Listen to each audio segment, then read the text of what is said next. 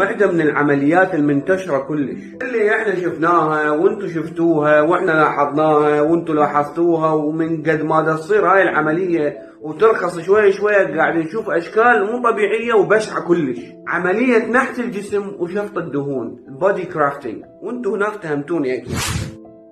فهاي العملية يدخل الجراح بجهاز يكسر الدهون ويشفطها حتى يصير تحديد للجسم بشكل احسن. واكثر شيء ممكن ينشفط بهاي العملية هي 5 لتر دهون، وتقدر تسويها مرة ثانية. لهذا هي مو عملية لتنزيل الوزن بس، ذكرناها لانه الناس هيك تفكر. من مسموح له يسوي هاي العملية غير الفاشينيستات اللي يسويها هم الناس اللي وزنهم معقول وعندهم تجمعات دهون بمنطقة معينة مثل البطن، او بعض الرجال يصير عندهم دهون بالصدر او مناطق اخرى.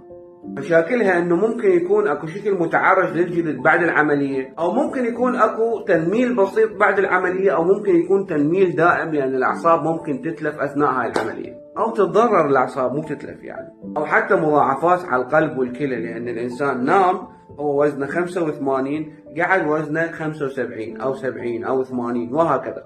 انت لو مسموح لك تسوي هاي العملية تسويها؟ شنو رايك؟